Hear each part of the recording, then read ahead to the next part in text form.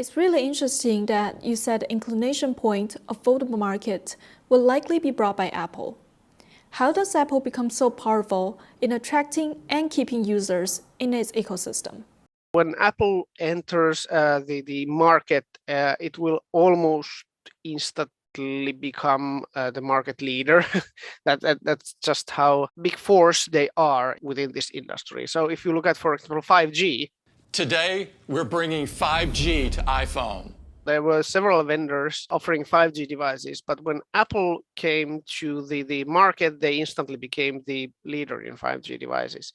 And the same phenomenon, even though Samsung has head start for years before Apple will join, they will still quickly take most of the foldable market.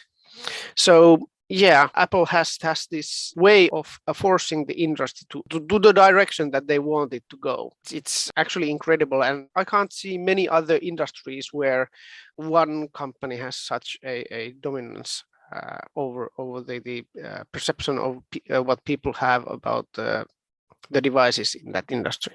Believe me, I've been pondering about this question since Apple joined the game. And we are calling it iPhone. Today, Apple is going to reinvent the phone.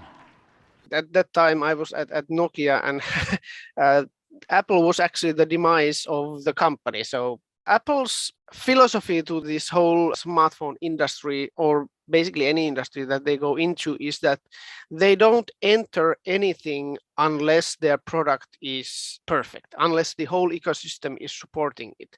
So they are usually not the first ones in the industry, but when they come, they make sure that everything works flawlessly.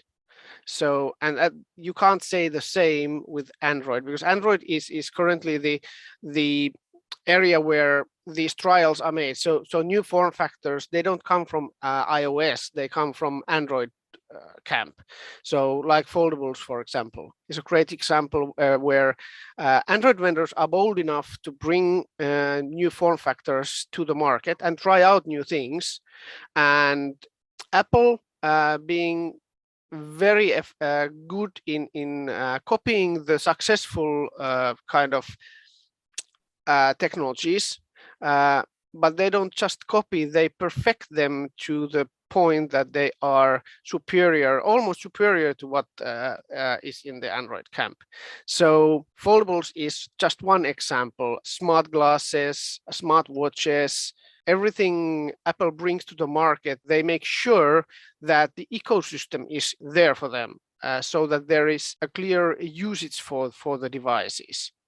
So apps are there, all the other pieces of the puzzle are there, and that actually creates this kind of user satisfaction that if a user enters the Apple ecosystem, it's really hard to get away from that ecosystem, because everything you own, all the adjacent devices, they support the same ecosystem. And then if you're trying to leave from so-called iOS ecosystem to Android ecosystem, you have to replace everything because the compatibility just isn't there. And that kind of makes the stickiness of Apple's, and of course the ease of use. When you compare iPhones to Androids, I prefer Androids because I can modify the look and feel of the device as I want it to be.